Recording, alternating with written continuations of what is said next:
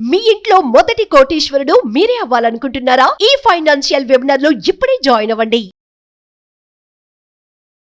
Welcome to SumanTV. నేను మీ SumanTV Nag. Hero Vishal అసలు అతనికి ఏమైంది? ఈ మధ్య కాలంలోనే అంటే రీసెంట్గా ఒక వీడియో కనుక మనం చూస్తే, అంటే అతని మాటల్లో కానీ నడకలో కానివ్వండి, జనరల్గా మనం చూస్తే ఒక టీవీ కనిపిస్తుంది, ఒక స్టైల్ కనిపిస్తుంది.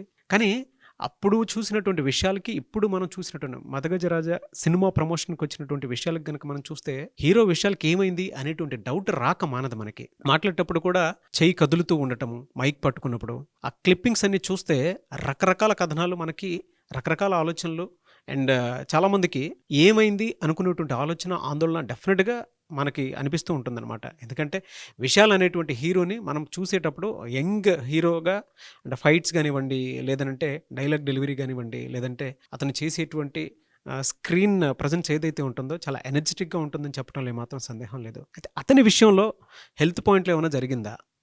ఏమైంది? సో ప్రతి ఒక్కరికి ఉండేటువంటి పెద్ద క్వశ్చన్ మార్క్. ఈరోజు మనతో పాటు అలగిరి రవీంద్రనాథ్ గారు ఉన్నారు. సో ఏం జరిగింది అనేది అది వారి మాటలో నుండి తెలుసుకుందాం. Hello sir.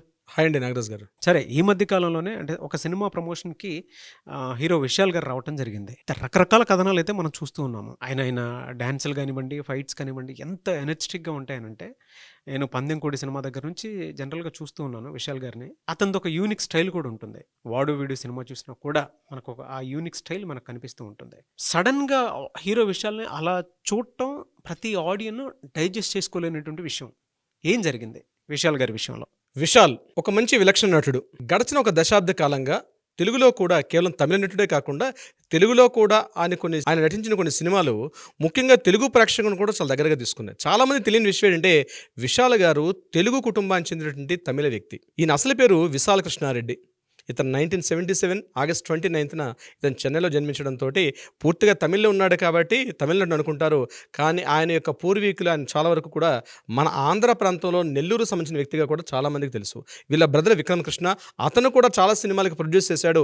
ముఖ్యంగా విశాల్ గారు చేసిన చాలా సినిమాలకి ప్రొడ్యూస్ చేసింది విశాల్ గారే. పరిచయం అక్కర్లేని పేరు విశాల్ గారు. అయితే నిన్న రీసెంట్గా ఒక 2 days బ్యాక్ ఒక ఫంక్షన్, ఒక ప్రీ రిలీజ్ ఈవెంట్ ఫంక్షన్లో ఆయన నడుస్తూ అంటే కారు దిగిన తర్వాత, కారు దిగిన దగ్గర నుంచి ఒక అసిస్టెంట్ ఆయన కంప్లీట్గా ఆయన చేయి సపోర్ట్తో తీసుకొని ఆయన డైస్ మీదకి రావడం, డైస్ మీద కూడా కూర్చోడానికి చాలా ఇబ్బంది పడుతూ, తర్వాత ఆయన మాట్లాడే టైంలో ఆయన ముఖ్యంగా ఆయన పోస్చరు, ఆయన బాడీ లాంగ్వేజ్ చూసిన తర్వాత చాలామందికి డౌట్ వచ్చిన విషయం ఏంటంటే, ఇటీవల కాలంలో కొంతమందికి ఊహాగానాలు వస్తున్నాయి. ఎందుకంటే విశాల్ గారు కనిపించట్లేదని, హెల్త్ బాలేదని చెప్పి రకరకాలుగా 2-3 సార్లు మాట్లాడుకున్నారు. కానీ సడన్గా నిన్న ఆ రకంగా ఇప్పుడు మీరు చెప్పినట్టుగా డైస్ మీద ఎప్పుడైతే ఆయన చూసి చాలామంది షాక్ అయినారు. ఎందుకంటే అట్లీస్ట్ ఒక 200 grams 150 grams ఉన్న మైక్ను కూడా పట్టుకోలేక కంటిన్యూగా చేయి షివరింగ్ అవుతూ మాట్లాడుతూ, ఆ మాట్లాడుతున్న మాటలు కూడా తడబడుతూ మాట్లాడడం, నిలబడడానికి కూడా చాలా ఇబ్బందిగా మాట్లాడుతూ, ఆయన ఏదైతే ఆ 2 నిమిషాలు ఎంత తొందరగా వీలైతే ఆ కార్యక్రమం అయిపోతే దిగేసి అక్కడి నుంచి వెళ్ళిపోదాం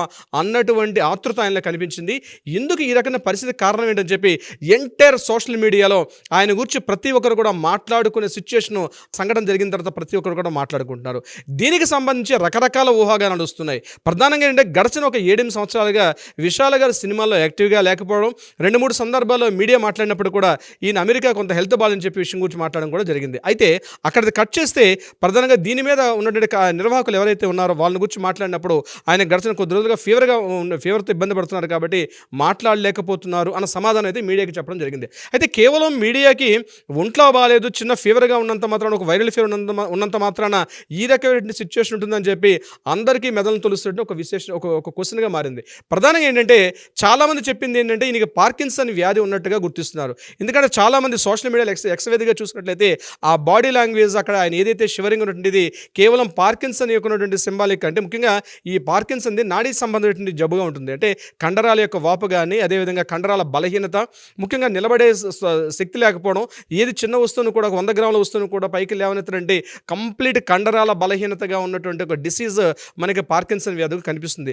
ఆ పోస్టర్ని చూసిన తర్వాత ఆయన ఈ వ్యాధితో బహుశా ఏమైనా బాధపడుతున్నారేమో అని చాలామంది ఎక్స్వేదిగా చాలామంది దీన్ని డౌట్ రైజ్ చేయడం కూడా జరిగింది. ఇటీవల కాలంలో మోహన్ రాజ్ అనేటువంటి ఒక నటుడు, ముఖ్యంగా మలయాళీ నటుడు, ముఖ్యంగా తెలుగు ప్రేక్షకులు కూడా చాలా దగ్గర పరిచయం. ఆయన బహుశా పాత వాళ్ళకి తెలుసు, లారీ డ్రైవర్ బాలకృష్ణ గారి సినిమాలో కూడా రాయుడు అంటే రాయుడు కాదు గుడివాడ, తప్పు గుడివాడ రాయుడు అని చెప్పి ఆయన చెప్పిన డైలాగ్ అప్పట్లో చాలా సంచలనం. దాని తర్వాత అసెంబ్లీ రౌడీలో కూడా అనేక సినిమాలు యాక్ట్ చేశారు. చెప్పేసి చెప్తారు. అని చెప్తారు ఆయన. అటువంటి వ్యక్తి మోహన్ రాజు గారు జస్ట్ ఒక 4 months బ్యాక్ ఈ పార్కిన్సన్ ఇటువంటి లక్షణాలతో చనిపోవడం ముఖ్యంగా చిత్రసీమకి తీరని లోటుగా ఒక అద్భుతమైన నటుడు. మలయాళీ చిత్రసీమ అయినప్పుడు కూడా తెలుగు వాళ్ళకి ముఖ్యంగా అసెంబ్లీ రౌడీ సినిమా ద్వారా కూడా చాలా దగ్గరయ్యారు. అటువంటి లక్షణాలు ఈరోజు విశాల్లో కనిపిస్తుంటే బహుశా విశాల్ గారు కూడా అటువంటి ఏమైనా డిసీజ్తో బాధపడుతున్నారా ఏమోనే భయపడుతున్నటువంటి ఒక విషయం కూడా చాలామంది ముఖ్యంగా తెలుగు సినిమా ప్రేక్షకులు కూడా చాలా ఓన్ చేసుకున్నారు. ఆయన తీసినటువంటి పందెంకోడి సినిమా కావచ్చు, కథాకళి కావచ్చు, మీరు ఇప్పుడు స్టార్ట్లో చెప్పినట్టు వాడేవీడు ఒక మెల్లకన్నట్టుగా యాక్ట్ చేసిన విధానం, ముఖ్యంగా ఒక విలక్షణ నటుడు అంటే రొటీన్గా ఉన్నటువంటి ఒకే మాస్ ఫాలోయింగ్ సినిమాలు కాకుండా ప్రతి సినిమాకు కూడా ఒక విక్రమ్ గారు లాగా తను కూడా ఒక ప్రత్యేకతను చూపించు, ఒక కమల్ హాసన్ అదేవిధంగా ఒక విక్రమ్ గారు ఆ ఇద్దరు పరకను కూడా తను కూడా విలక్షణ నటన చేయాలని చెప్పి తప్పించినటువంటి వ్యక్తిగా మనకి విశాల్ గారు కూడా గుర్తుండిపోతారు. ఆయన వాడేవీడు సినిమాలో ఆయన మెల్లకన్ను ఒక నటుడిగా యాక్ట్ చేసిన సినిమా చాలా మంది గుర్తుంటుంది. అయితే ఆ సినిమా యొక్క షూటింగ్ సందర్భంలో ఆయన చాలా గంటల సేపు తన ఐబాల్స్ని తన పక్కన పెట్టి ఒక మెల్లకన్నుడిగా యాక్ట్ చేయడం అనేది ఇది చాలా వరకు కారణమైంది. ఆ తర్వాత ఆయన కంప్లీట్గా కనిపించడం మానేశారు. కాబట్టి బహుశా ఏమైనా ఆ వ్యాధి వల్ల అంటే అక్కడ నుంచి ఆయనకి స్టార్ట్ అయిందని చెప్పి చాలా మంది కూడా ఊహాగానాలు చాలా మంది రేకెత్తించారు. ప్రధానంగా ఈయన చాలా ఎఫెక్ట్ అయ్యానని చెప్పేసి కూడా చాలా సందర్భాల్లో ఆయన చాలా మీడియా కథనాల్లో కూడా ఇవ్వటం జరిగింది. అవునండి, ఆ నాగరాజు గారు మాటని చెప్పడం జరిగింది. మదగజరాజు సినిమా గురించి మనం 2 నిమిషాలు మాట్లాడుకుందాం నాగరాజు గారు. ఈ సినిమా ఈ రిలీజ్ ఈవెంట్ ఇందుకు ఒక సినిమా గురించి మాట్లాడుకోవాలంటే కొంత ఇంట్రెస్టింగ్ స్టోరీ ఉంది. కాబట్టి నేను ఒక రెండు విషయాలు మీతో అందులో చెప్పే ప్రయత్నం కూడా చేస్తాను. ఈ మదగజరాజు సినిమా అనేది 2012లో జెమినీ స్టూడియో అంటే జెమినీ మూవీస్ వాళ్ళు దీన్ని మొదటగా స్టార్ట్ చేయడం జరిగింది. ఆ మూవీలో ఉన్నటువంటి వాళ్ళు అంటే జెమినీ ఆ బ్యానర్ వాళ్ళు దీన్ని కథను తయారు చేశారు. చేసినప్పుడు విశాల్ గారు ఈ మూవీలో ట్రిపుల్ రోల్ పోషించడం కోసం చెప్పి ఒక స్క్రిప్ట్ రాసుకున్నారు. దాని తగ్గట్టుగా హీరోయిన్స్ని కూడా తయారు హీరోయిన్స్ని కూడా వాళ్ళు సంప్రదించడం జరిగింది.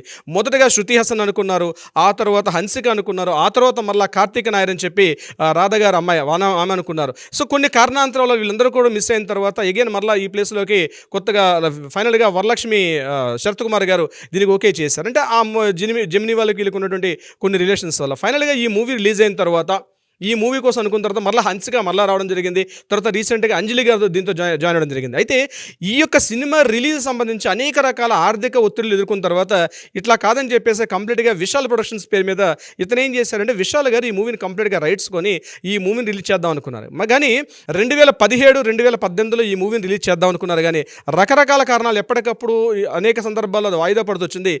చివరిగా రీసెంట్గా ఒక 5 years తర్వాత గ్యాప్ ఇచ్చిన తర్వాత రీసెంట్గా అనేక రకాలటువంటి పురిటి నొప్పులన్నీ కంప్లీట్ చేసుకొని ఈ బాలగ్రహ దోషాలన్నీ తొలగించుకొని చివరిగా ఇప్పుడు రావడం జరిగింది ఆ మూవీ రిలీజ్ సంబంధించి. అంటే ఆయనకు ఒక తపన ఉంటుంది, నేను ప్రీ రిలీజ్ ఈవెంట్ కాకపోయినా సరే విశాల్ గారు మూవీ అంటే ఖచ్చితంగా వస్తారు. కానీ ముఖ్యంగా ఇక్కడ తెలియాల్సింది ఏంటంటే రాజకీయ నాయకులు ఒకరు సినిమా యాక్టర్లు తమలో ఉన్నటువంటి ఏమైనా డిసీజ్ ఉంటే అవి బయటపడకుండా చాలా వరకు మేనేజ్ చేస్తారు. చాలా వరకు అది హిందీ రంగం తీసుకోండి, తమిళ తీసుకున్న, మలయాళంలో చాలా డిసీజెస్ ఉన్నా బయటపడరు.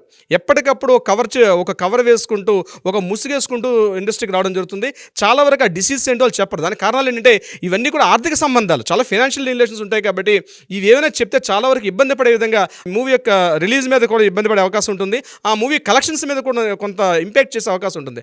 అందుకని చెప్పి చాలా వరకు పొలిటీషియన్స్ కానీ ఈ సినిమా ప్రముఖులు కానీ వీళ్ళు ఎవరు కూడా ఈ యొక్క వాళ్ళకు ఉన్నటువంటి డిసీజ్ చెప్పరు. కానీ ఈ విషయంలో విశాల్ గారిని మనం మెచ్చుకోవాల్సింది అంటే ఈ స్థాయిలో కూడా ధైర్యవంతుడిగా, నేను చెప్పాలంటే గుర్తొస్తుంది ఎప్పుడో మనకి శ్రీహరి గారు, సినిమా హీరో శ్రీహరి గారు కూడా ఆల్మోస్ట్ ఇలానే, అంటే ఒకప్పుడు ఒక కండల వీరుడైన, ముఖ్యంగా 6 pack తీయాలంటే శ్రీహరి గారు అలాంటి స్థాయిలో ఆయన విలనిజం చూపించినప్పుడు కూడా తర్వాత హీరో అయ్యారు. అదేవిధంగా విశాల్ గారు కూడా ఒక కండలవీరుడిగా చెప్పుకోవచ్చు. తమిళ ఇండస్ట్రీలో విక్రమ్ గారి తర్వాత 6 pack వేసి కండలవీరుడిగా ఆ స్టేజ్లో ఊహించినటువంటి, ఆ స్థాయిలో చూసినటువంటి ప్రేక్షకుడికి ఈరోజు విశాల్ గారు ఏదైతే ఈ స్థితిలో ఈయన కనిపించడం చాలామందికి చాలామంది డైజెస్ట్ చేసుకోలేకపోతున్నారు. నాగరాజు గారు అంటే ఏం జరగబోతుందో, అసలు ఏం జరిగింది, విశాల్ గారి హెల్త్ విషయం ఏం జరిగింది? ఎందుకంటే ప్రతి హీరోని మన ఫ్యామిలీ మెంబర్ని చేసేసుకుంటాం. మనం సినిమా అన్నది సినిమా వేరేగా, మన లైఫ్ వేరేగా చూడడం. ఆల్మోస్ట్ సినిమా అన్నది మన లైఫ్లో ఒక భాగంగా చేసేసుకుంటాం.